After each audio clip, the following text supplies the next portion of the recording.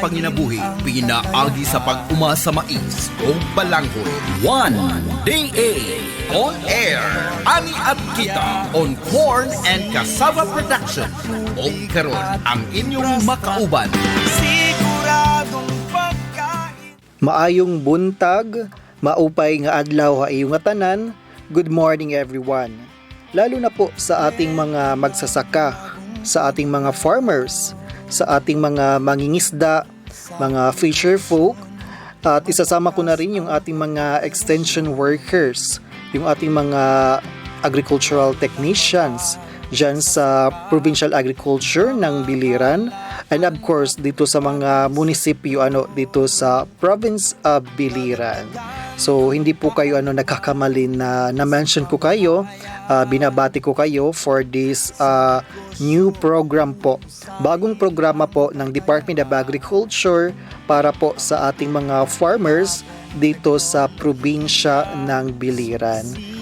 Tama po yun na meron po tayong bagong radio program. So maririnig nyo ulit ang inyong mga agriculturist, mga technicians, ang inyong mga farmcasters dito sa radio. At we are happy po na makakasama natin, naging partner po natin ang radyo natin Naval for this another project po na dyan pa rin patuloy po yung ating mga impormasyon, pagbigay ng mga teknolohiya, mga balita na may na related po sa agriculture sector. We know naman po na yung radyo natin na BAL is naging partner na natin sa mga iba pang projects po ng Department of Agriculture.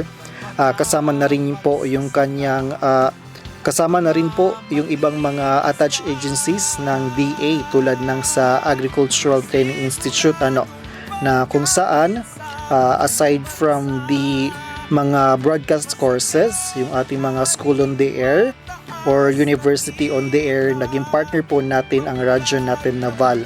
And same with the radio vloggings, and then also, and for now, yung pinakabago nating partnership with radio natin Naval is itong radio program naman po So we are happy na like kami na sa taga-DA, taga-Department of Agriculture, sa regional office po based in Tacloban City is here na po. Nakabalik kami dito sa province of Biliran, like makapagbalita po kami and of course we will be bringing mga different resource person po.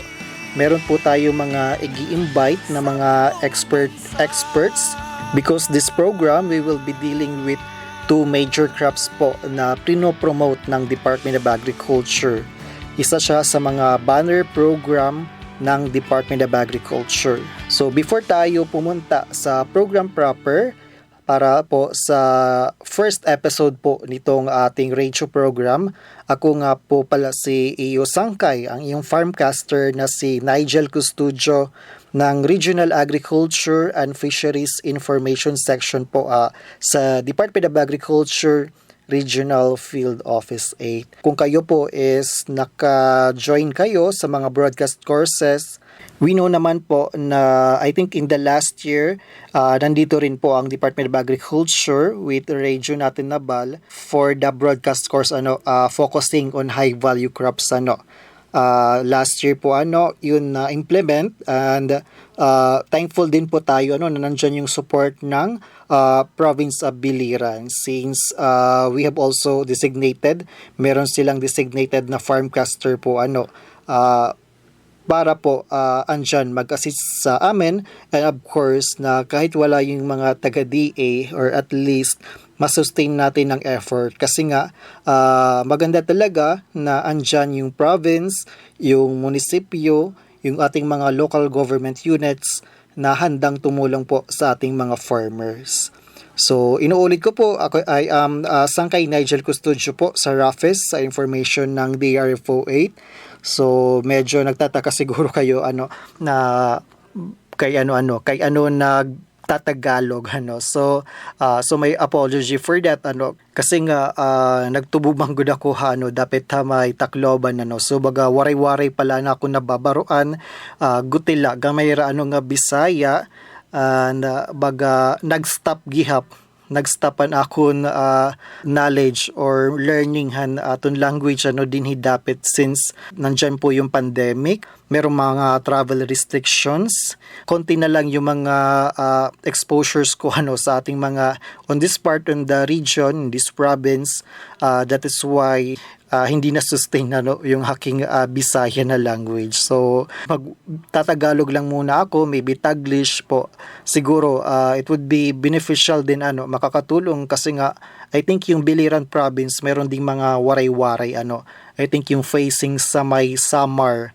Kasi I know na minsan we have that radio program or broadcast course with na based sa Tacloban City, umaabot siya doon sa dapit may Kaibiran or didabanda na mga munisipyo sa province sa Biliran. So I think okay la siguro magtagalog bagat to justify na lang balit amod to na at least ating masama lahat ng mga farmers. I know na yung Tagalog din naman is a universal language dito sa ating dito sa ating region. So hopefully marami yung mga farmers na makapakinig in this radio program. But don't worry po, medyo sa mga technical, I think we will be inviting mga resource person naman na based dito sa LGU para of course localized and also and of course, para directly din na ma-address yung mga concerns ng ating mga farmers. So, maupay nga aga, maayong buntag sa ating lahat ng mga listeners. For this part is that first episode po natin ngayon. So, I am thankful. Napapasalamat ako sa ato mga listeners na naka-tune in karon since first episode po natin ngayon. And I think we can start from the briefing, overview lang nitong ating bagong farm radio program na hatid sa inyo ng Department of Agriculture. Of course, in cooperation with then sa ating mga local government units and of course sa ating partner radio station. So, itong ating radio program, ating papangalanan na One Day on Air, Ani at Kita on Corn and Cassava Production. So, sakto po ato ng mga sangkay. Ang ato title for this radio program is One Day on Air, Ani at Kita on Corn and Cassava Production. Sakto po yun mga sa ating mga magsasaka and of course sa ating mga agricultural extension workers. I think familiar po kayo sa 1DA or sa Ani at Kita. Siyempre yung Ani at Kita, of course under the leadership po ni Secretary William Dar, ito na talaga yung gusto niya ipaabot sa ating mga magsasaka, sa ating mga farmers. Itong Ani at Kita. Ito yung twin goals ngayon ng Department of Agriculture. Masaganang ani at mataas na kita. So that is why andito po tayo ngayon sa ating radio program na yung ating mga lectures, discussion, magiging anchored po siya sa masaganang ani at mataas na kita na vision ng Department of Agriculture with having our secretary under the leadership of Secretary William Dar. So masaganang ani mataas na kita. Syempre gusto po natin itong maabot like yung ating mga magsasaka na syempre sino po yung hindi may gusto na maabot naton iton nga hitaas nga ani. Siyempre, may nakita din yung mga production data. Like I think ang province of Biliran is nangunguna sa rice production. And of course, I think meron din po tayong potential in terms of corn and cassava. Yun po yung ating i-highlight po for this radio program, yung corn and cassava. Since nga funding po natin is itong corn and cassava. I know meron po tayo ding mga potential dito sa ating bandang province ng Biliran since corn, of course kumakain naman siguro kayo ng sweet corn or white corn, of course yung isang variety na pwede pang feeds or tubong, or andyan din yung cassava. I think meron din po tayong mga kakanin, mga local food delicacies dito sa province sa Biliran na based or gawa sa balanghoy or cassava. So Ani at Kita. Yun po, dun po tayo mag-start, Ani at Kita. Ito yung vision ngayon ni Secretary Dar for the agriculture sector sa ating country at dito na rin po sa ating rehiyon. And of course, insert po rin po natin sa ating title ng ating radio program ang 1DA. So 1DA, like na isa lang na Department of Agriculture, United na Department of Agriculture, nagkakaisa. Yun po yung gustong ipaabot nitong 1DA. Actually, kung titingnan natin, kung naka-visit kayo sa website namin or sa aming mga social media accounts or pages, is that makikita nyo agad itong 1DA. So, like nandyan sa cover photo or meron siya kasing logo na available sa mga different materials po. Meron tayo mga materials na we have produced na visible po itong 1DA na logo. So, yun po yung ating pag-uusapan, itong 1DA, like for this first episode po natin. Kasi nga, itong 1DA, as what I'm saying earlier, yung complete talaga na branding nito is 1DA Reform Agenda. 1DA Reform Agenda to transform the Philippine agriculture. Merong na-identify si Secretary Dar na mga key strategies around 18 po siya na kung ating i-summarize, meron po siyang 4 na major components or categories. So yung ating 1DA, kung madali natin siya ma-summarize, meron po siyang 4 na categories or components. So yung 18, pwede po siya mag-group into 4. So first is the consolidation, yung pangalawa is modernization, yung pangatlo is industrialization, and number 4 is professionalization. So, yung 1DA reform agenda ni Secretary Dar is pwede po ma-summarize into 4 components. So, nandyan po yung consolidation, modernization, industrialization, and professionalization. So, don't worry po sa ating mga listeners is that we will be discussing po yung 18 or itong 4 later po sa second part po ng ating program. So yun po, konti lang background po para po sa title ng ating bagong radio program nahatid sa inyo ng Department of Agriculture in partnership po with radyo natin Naval. So ganun din po yung ating magiging situation for now is somewhat virtual po virtual nga kasi nga dati, into seminars lang po tayo, face to face. Maybe meron tayong trainings na atenderan, dinhi biliran, didahal Naval, or maybe you can go to Tacloban or Ormoc or Habaybay, ATI, kung meron po tayo mga trainings or seminar. But for now is that usually yung nangyayari is barangay based or municipal based especially na mayroong limit po sa participants, maybe up to 30 participants lang yung mga nagiging invited po ng mga farmers. So yun nga, maybe ilan lang po yung pwede mag-attend, but for if gagamitin po natin yung radio is marami po makakapag-benefit kung ito po na tool, communication tool yung ating gamitin. So that is why after ilang months at least na implement po namin itong radio program kasi marami rin kaming pinagdaanan before ma-implement itong radio program here dito po sa province of Biliran. So but we're thankful na finally dumating din ang araw na ito, itong araw. So today is August 18, 2021. So hindi ko po makakalimutan, especially that I think it is my first project po sa Info na mag-implement po ako ng broadcast project po dito sa province of Biliran. So dati Samar, Leyte, Biliran, but I'm thankful na of course the provincial agriculture po ng Biliran na meron na rin po sila na designate na farmcaster in the name of Sir Noel Falguera po para po in terms of info support madali po. Meron po kaming malalapitan dito po sa province of Biliran. So welcome po ulit for this radio program na 1DA on air, Ani at Kita on Corn and Cassava Production. So ito po yung ating radio program. Kung gutilaan ng background, it was 2010. So around 2010 na the government nagbigay ng particular attention sa mais or corn.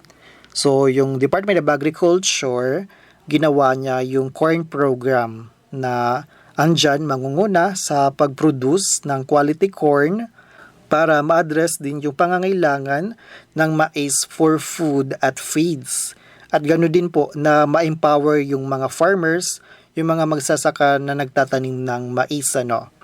Of course, sa ating mga farmers or mga extension workers, I think you are familiar naman po na dito sa Department of Agriculture, meron po tayong mga banner program. So, isa na po dyan yung corn program. So, corn program, of course, may kalabutan lang ni mais, but it was already included under the corn program, yung Cassava Project and Sorghum. Na that is why, hindi lang mais lang yung makikita sa corn program.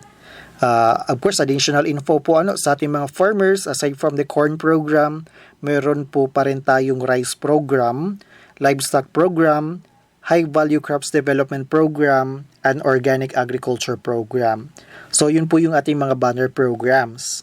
Meron po din po tayo mga special projects po tulad ng Philippine Rural Development Project, PRDP, at ng SAAD or Special Areas for Agricultural Development. Of course, kung yung ating mga farmers, kung hindi pa man kayo informed you want to know how to avail of the programs or projects po from the Department of Agriculture, you can visit naman po yung ating mga municipal agriculture offices po dito sa province. And I think meron din po tayong APCO or Agricultural Program Coordinating Officer na nandyan based sa ating Office of the Provincial Agriculture, para po malink po kayo, direkta po kayong malink dito sa Department of Agriculture.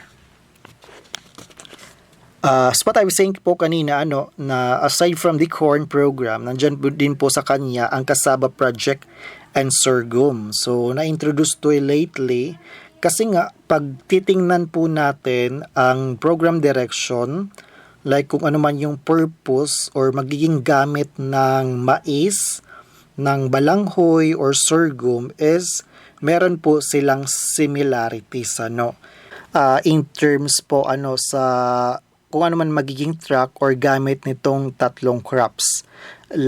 Pero for this program, we will be only touching the corn and the cassava. Kung titingnan po natin is pwede po siya maging pagkain ng tao. Meron po tayong white corn or sweet corn. Usually, yung sweet corn yung available sa mga market, like sa mga plaza or mga malls. And then also yung white corn. I don't know kung natry nyo na yung white corn grits or yung rice corn mix. Kasi nga, meron din po tayong mga parts in the region, I think sa 3rd district or dito sa Cebu, na kung saan nagiging alternative nila yung sa rice is mais, white corn grits. Yun po yung kanilang alternative kasi nga kulang sila doon ng production ng rice, lalo na kung medyo bulubundukin yung area or kulang lang tubig. So that is why ito po yung bakit po natin promote yung mais, kasi nga pwede siya maging alternative to rice, so pagkain na rin po for food consumption. Of course yung cassava rin. Kasi nga mostly yung ating mga kakanin, mga local food delicacies are based sa balanghoy or cassava. So dadamo iniya marami-rami din ito mga kakanin na based sa balanghoy or cassava. So, that is the first objective po kung bakit meron po tayong corn program at cassava project for human consumption. The second one po is ito pong corn and cassava is pwede gawing feeds, tubong ha atong mga hayop, ha atong mga manok. So that is why we are promoting corn and cassava. Of course, meron lang po mga piling varieties po na kung saan yun po yung ating gagamitin na applicable po siya. Pwede po siya maging feeds. So that is why kung meron po tayo mga hayop dyan, like native chicken, baboy, maganda po na nagme-maintain tayo ng mais at kasaba kasi nga pwede po natin siyang maging feeds or tubong haato mga hayop sa ating mga livestock. The other objectives po why we have magkasama yung corn at cassava dito sa banner program ng DRFO8 is that pwede po siya maging fertilizer, pwede siya maging pataba sa ating lupa, and of course is the fuel. So not really lang sa fresh na produce yung ating target for corn and balanghoy is that pwede din po siya into industrial uses po so pwede pa siya ma-value adding, ma-processed into another product na kung saan marami talaga yung kanyang mga gamit So maybe dito sa ating province or dito sa ating region, maybe until sa pa lang po tayo, human consumption na purpose ng corn or cassava. At least meron na rin po tayo mga na-establish na mga cooperatives, farmer association na kung saan into processing na talaga sila ng corn or cassava. So hopefully, ma-reach po din po natin yan, maabot po natin yan dito sa province of Biliran. So yun po na aking na na-mention is that nagkakaiba-iba talaga. So we have to study po, make research po kung ano yung nababagay dito sa ating region. Ano po ba yung suitable dito sa region? So that is why we will be having this radio program po para sa ating mga farmers, kasama na rin po yung ating mga extension workers para po ma-equip po sila, alam po nila or matrain po sila sa mga improved and recommended production technologies ng corn production, cassava production dito sa ating region. Supposed to be, itong ating radio program is meron po tayong 4 sites dito sa region. So last Monday, nakapag-start na po ako. Kapartner po yung DYVL dyan sa Tacloban City and yung DYMS naman Action Radio dyan sa Catbalogan City.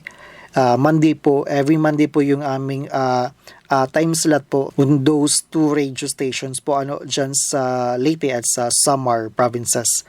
But for every Wednesday naman, today is August 18, Wednesday, from 10 o'clock to 11 naman po yung ating oras dito sa radyo natin na So ito po yung ating first episode and we will be having our airing or schedule.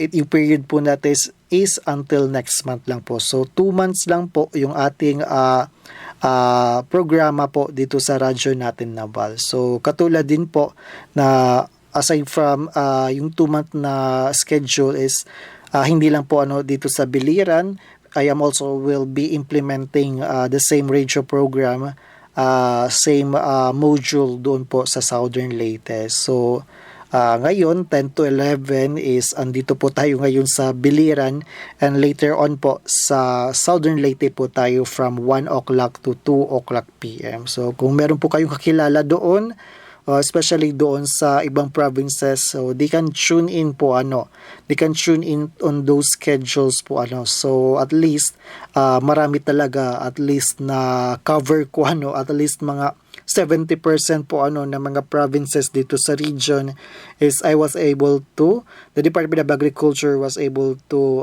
provide this radio program.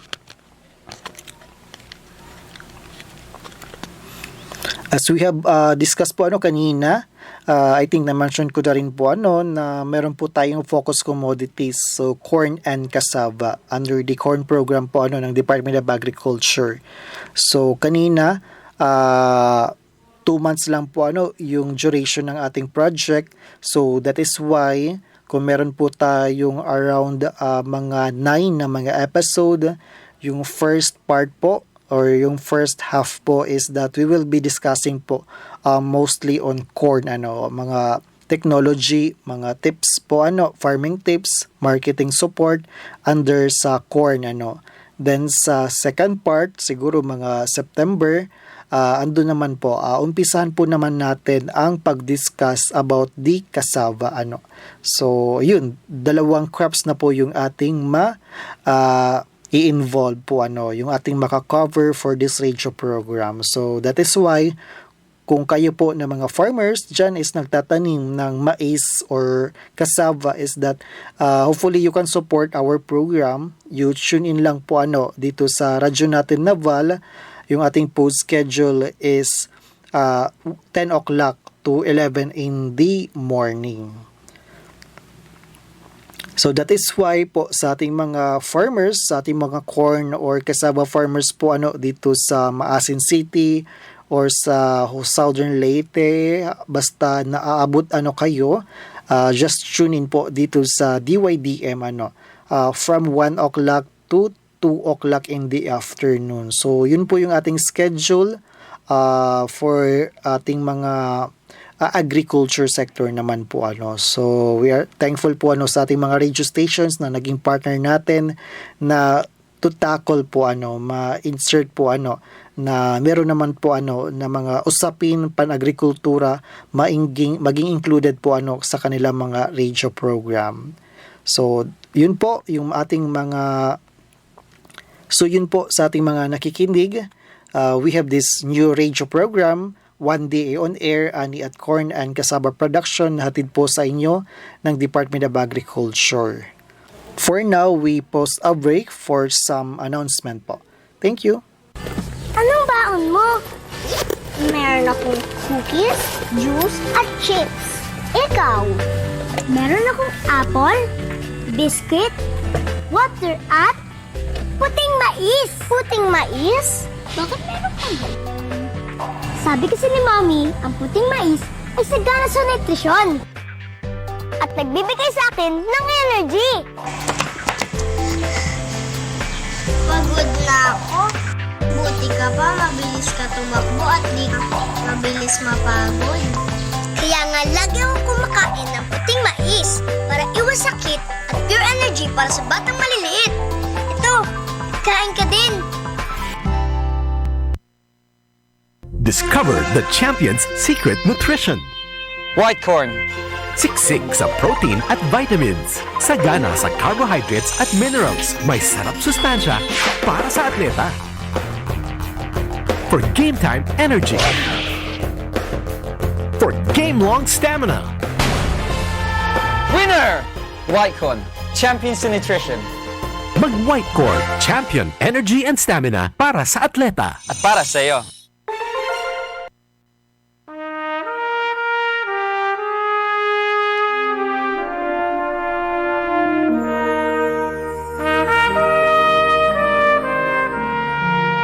Anumang pangarap ay matutupad sa pamamagitan ng ibayong pagsasanay at tamang nutrisyon.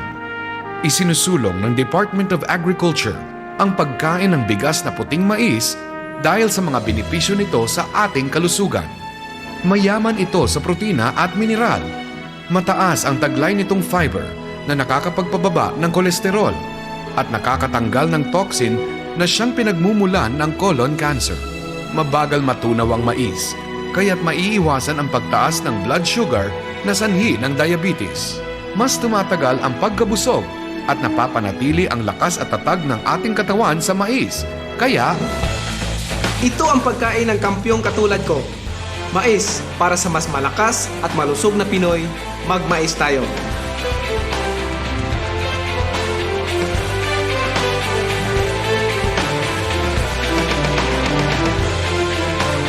ang mensaheng ito ay hatid sa inyo ng Department of Agriculture at ng himpilang ito. May bagong bumibida. Mas mataas ang enerhiya, mas mura, pero kasing sustansya ng kanin. Ito ang cassava. Hindi lang pancake, pati ang paborito mong siopaw, puto, sago sa milk tea, pandesal at beer, may cassava. Pati livestock feeds at industrial grade starch. Wala kung walang cassava. Ngayon, kilala mo na. Tangkilikin ng cassava. Puno ng sustansya, madaling itanim, masarap ihain, madami tong kikitain. Ang mensaheng ito ay hatid sa inyo ng Department of Agriculture. Nagbabalik po tayo dito sa One Day on Air, Ani at Kita on Corn and Cassava Production. So ito po yung pinakabago na radio program ng Department of Agriculture, Regional Field Office 8. Of course, iyo pa rin makakasama si Sangkay Nigel Custodio po ng Regional Agriculture and Fisheries Information Section. So tama po kayo. Ito po yung first episode po natin. So I am thankful po sa ating mga nakikinig, yung ating mga farmers po na ating makakasama for this radio program. So kanina po we were able to discuss na po kung ano po yung objectives ng purpose nitong ating radio program na 1DA on Air, Ani at Kita on Corn and Cassava Production. Siyempre po, nandyan yung Ani at Kita, masaganang ani, mataas na kita na vision ni Secretary William Dar for the agriculture sector. Gusto niya po na maabot po ito na Ani at Kita sa ating mga farmers po. And of course, paano po natin ma-achieve po ito na Ani at Kita? Like for this year, Secretary Dar was able to introduce the 1DA reform agenda. Ulitin ko po, 1DA reform agenda in which meron po siyang 18 key strategies. So, ganun karami po na key strategies, 18. And we will be discussing that one po, the second part po ng ating radio program. So kung isa-summarize po natin yung 1DA reform agenda ni Secretary Dar na of course aside from the Ani at Kita, andyan din po yung quote na a food secure and resilient Philippines with empowered and prosperous farmers and fisher folk. So yun po yung gusto ma-achieve ni Secretary Dar na a food secure and resilient Philippines with empowered and prosperous farmers and fisher folk. Hindi lang po pag-usapan natin yung mga figures, mga statistics kung ilan po yung ating naabot in terms of rice production, on corn, cassava, sa livestock or sa fisheries. Siyempre, wag po natin kalimutan yung ating mga farmers and fisher folk. So sila po yung ating mga heroes, mga unsung heroes or mga food heroes kung bakit like ngayon or maybe sa ating lunchtime or sa dinner meron po tayo nakakain. Kasi nga meron tayo mga farmers and fisher folk. So ating i-target po na ma-empower, train po yung ating mga farmers at syempre prosperous po na of course mataas yung kanilang kita na nakukuha in terms of farming. So 1DA reform agenda, target po niya na for year 2021, this year po yung target po natin, target growth po natin is nandyan po sa 2.5%. So yun po yung target ng Secretary Dar na target growth rate for year 2021 is 2.5%. And this will be achieved through our 1DA reform agenda. So yung ating 1DA reform agenda, as what I have said earlier po, meron po siyang 18 key strategies. 18 key strategies. At para po madali siyang ma-memorize, meron po siyang 4 or 4 na components. So, pwede po siya mag-group into 4. First po is consolidation. Second is modernization. Third is industrialization. And pang-apat po is professionalization. So, ganun. Kadali po. 4 lang. From 18, naging 4 muna siya. 4 groups. Consolidation, modernization, industrialization, and professionalization. So sa ating mga nakikinig so I think madali lang po natin yun ma-memorize na under the 1DA reform agenda, meron po tayong 4 or 4 major na mga components or groups: consolidation, modernization, industrialization, and professionalization. Punta na po tayo sa 18. So, ready na po ba kayo? Hopefully, ma-memorize po natin ito na 18 na key strategies. Maybe, pwede siya pang mataasan or on the macro na perspective or pwede naman siya micro na perspective. Like, pwede siya ma-apply, pwede sa farmer level, Meron naman pwede sa provincial or national na level. Yun po. So siguro try po natin i-assess kung ano po yung mga case strategies na pwede tayo makarelate po or pwede makapasok po The first part po is the Bayanihan Agriculture or BACs. Ito po yung dati natin natawag natin na F2C2. F2C2, Farm Clustering and Consolidation. So, it involves the integration of government interventions. So, pinagkakaisa-isa na yung mga interventions ng government like sa pagbibigay ng mga loans, farm mechanization, mga libre na seeds or fertilizer, and also the market support. But, ito yung very important. Yung priority na mabigyan is organized farmer and fisher groups. So, i-mention ko ulit, very important po, prioritize po natin ang mga organized na farmer and fisher groups. So, it aims to empower the stakeholders para po mapababa pa yung cost or gasto sa produksyon. And of course, mas marami pa yung mga benefits na makuha ng ating mga farmer groups sa value chain. And of course, ma-achieve po natin yung tinatawag na economies of scale. I think yung ating F2C2 dito sa region, meron na rin po tayo mga na-identify na mga co-ops, farmer association, like dyan po sa Balangkayan, meron po tayong Bako, and of course meron po dito sa banda po ng Leyte. So hopefully, meron po tayo ma-establish or maybe during the next episode po ating ma-feature naman yung mga farmer association dito sa Biliran na naka-avail na po nitong F2C2 or Bayanihan Agri-Cluster. The second one naman po na key strategy under the consolidation na component is collective action or cooperatives development. So, kung sa first one is mga farmer groups lang, dito ini-emphasize naman yung mga cooperatives or business entities. So, priority talaga ulit natin yung mga farmer cooperatives po para mas mabigyan pa natin sila ng mga assistance like from the Department of Agriculture.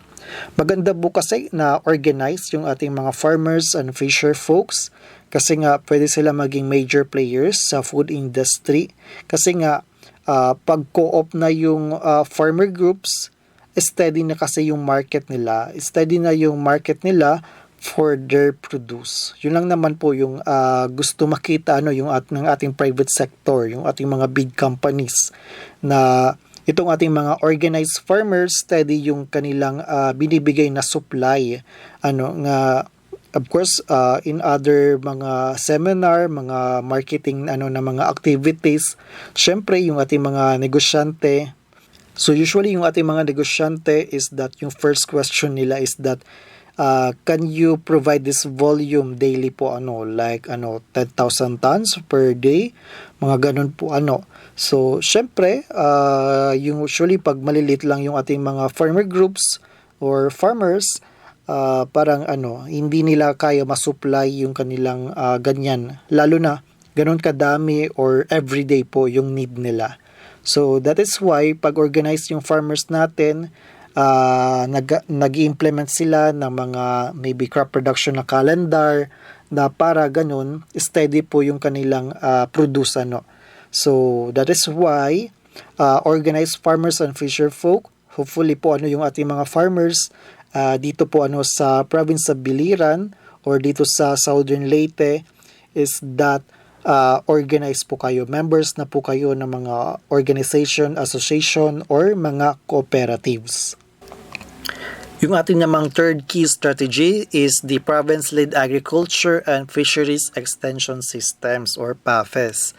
Itong PAFES is primarily ginawa natin para i-address ang tinatawag natin na Mandanas Ruling na kung saan merong mga functions ang Department of Agriculture.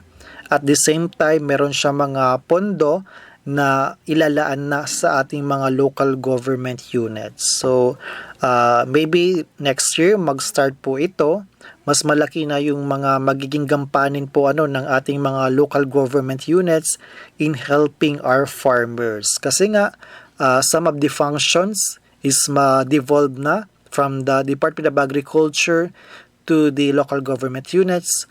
At the same time, mas tataas na yung pondo or allocation ng mga funds sa ating mga local government units rather than the Department of Agriculture. So, itong PAFES is natin na naumpisahan dito sa probinsya ng Southern Leyte. So, there was a time na marami ng mga meetings and meron din po tayong rapid appraisal na kinandak together with the Southern Leyte State University.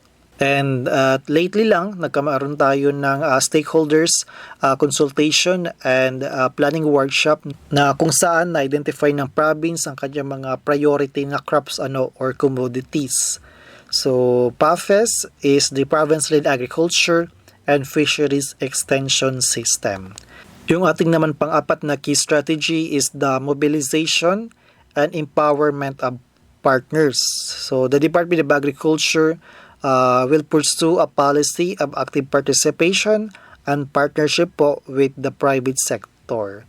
So, isa sa mga magiging partners, collaborative partners po ng Department of Agriculture, ang private sector, para po na yung development sa ating countryside, especially po yung ating mga farmers and fisher folk, magiging partner po natin yung private sector. Number 5 po na key strategy is diversification. Meron na rin po tayong mga farmers na mostly nagpo-focus lang ng isang crop like for example, maybe rice lang or coconut. Pero we are promoting here sa the Department of Agriculture itong diversification. Maybe like kung nasa coconut kayo, coconut lang yung kanyang tanim, maybe below you can plant corn or cassava or cash crops, mga vegetables, para po yung ating income ay hindi lang dependent po sa coconut. So at least meron rin po tayong pagkakakitaan dyan sa ating mga diversified crops. So yun po, diversification.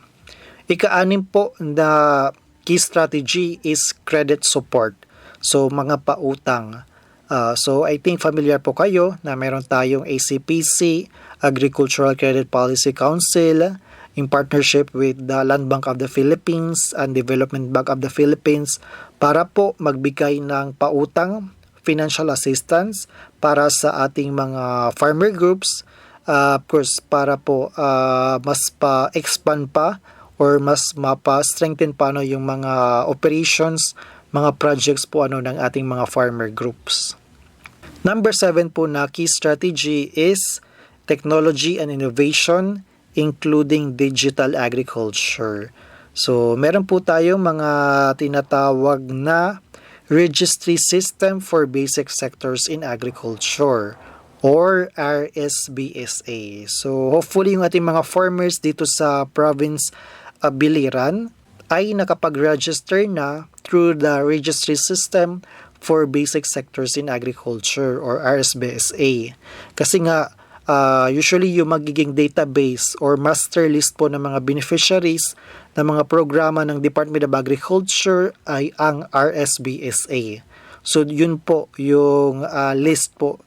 Of course, stated din po yan sa ating GAA, sa ating law, na dapat lang yung mga beneficiary ng beneficiary ng Department of Agriculture ay yung listed lang, enrolled sa ating RSBSA. So sa ating mga farmers, kung hindi pa kayo registered, you can visit your local agriculture offices po para bigyan kayo ng assistance and also ma-register na rin kayo sa RSBSA. Yung ating naman pang-walo na key strategy is farm mechanization and infrastructure investments. Alam po natin na very vital po itong mga rural infrastructures po for the development of the agriculture sector. So we still need support. We need still to implement itong mga farm-to-market roads, mga irrigation systems, mga post-harvest facilities, mga storage or warehouse, tolling, processing, and marketing facilities. Siyempre, ang DA in partnership also with the private sector or other agencies like DBTWH or LGUs po para po ma-establish itong mga vital po na mga rural infrastructure support. Yung number 9 na key strategy is climate change adaptation and mitigation measures. Of course, dito sa Region 8, we can be easily identified because of Super Typhoon Yolanda.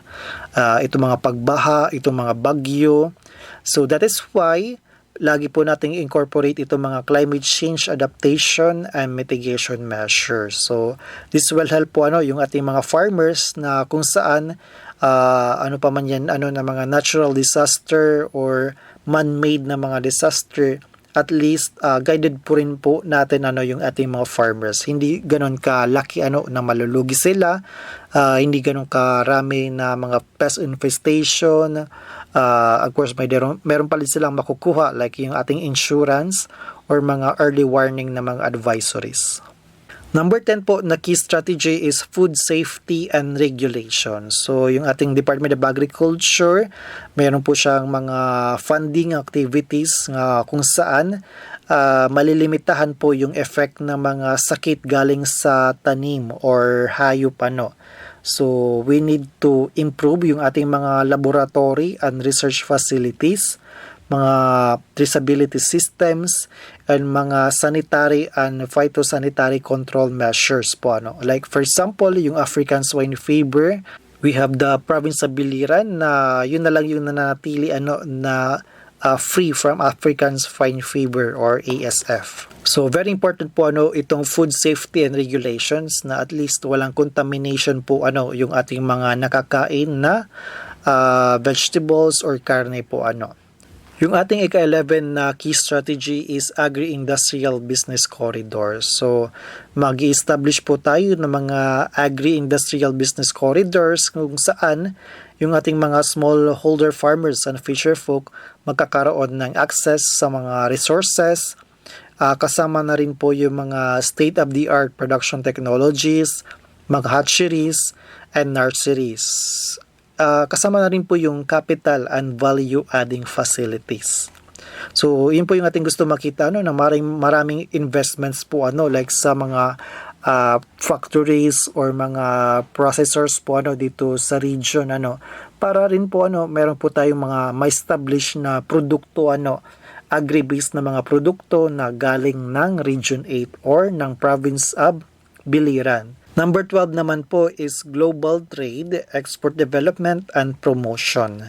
We are trying po na meron po tayong mga produkto na pwede na talaga kaya na niya maabot ang pagiging export quality diba, yung lately lang po natin na napadala na export to South Korea is yung okra aside from the banana po na isa talaga sa ating mga export quality na mga products po, agricultural products.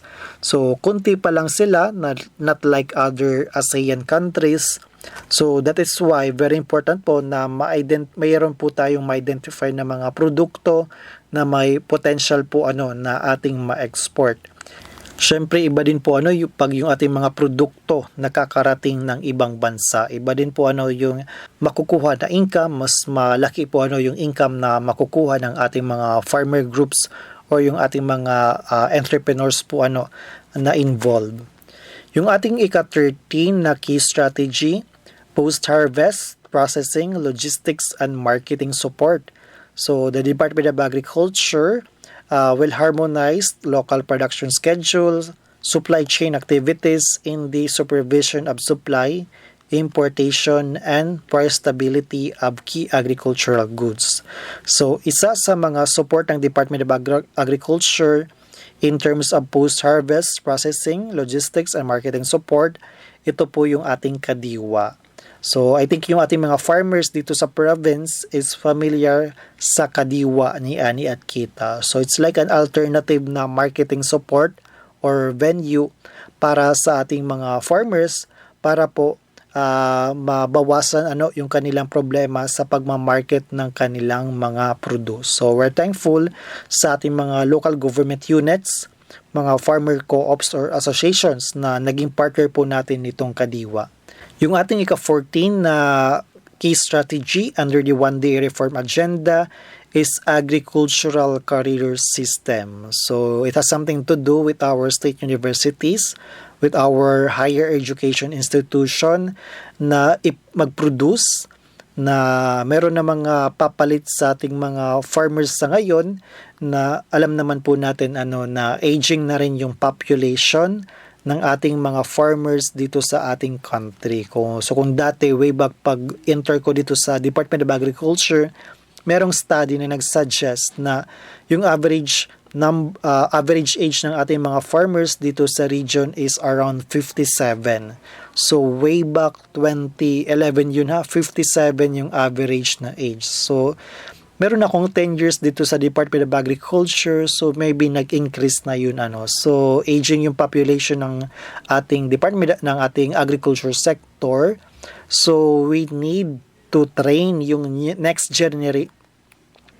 So we need to train the next generation of farmers and agripreneurs. So to address this, the Department of Agriculture will actively form partnership and linkages for internships to promote agriculture as a viable, formative, and professional track, especially in the rural areas. So we will be having the higher education institutions and agricultural state colleges and universities for this purpose. Yung ating ika-15 naman na key strategy is education and training, agribusiness and management.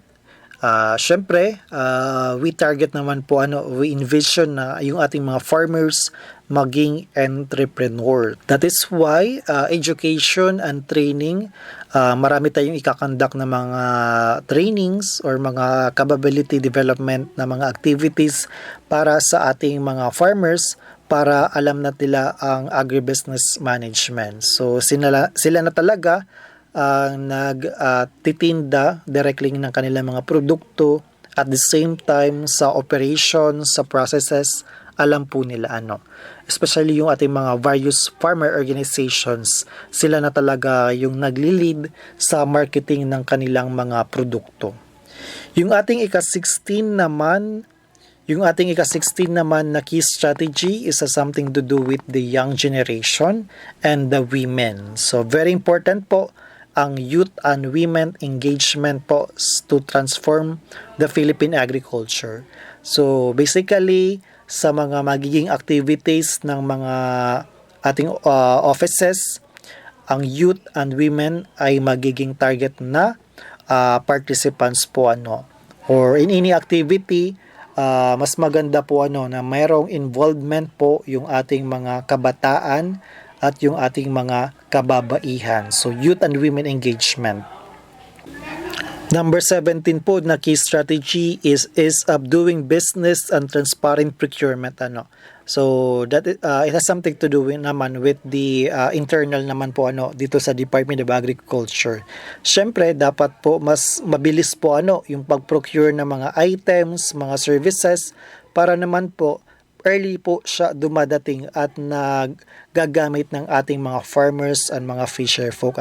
So something to do with the Department of Agriculture or kanilang mga partner na offices in ease of doing business and transparent procurement. Yung ating naman last na key strategy, at least umabot tayo sa last or 18th key strategy, at hindi na po siya obvious. Ito na po yung ating isa sa mga ginagawa, ang strategic communication. So very important po na inform yung ating mga stakeholders kung ano yung mga ginagawa ng Department of Agriculture, kung ano yung kanyang mga programa or proyekto para sa ating mga farmers. So we can go into print, into broadcast, into social media, into interpersonal, para lang po maabot yung ating mga farmers, especially sa mga far-flung na mga communities or barangays.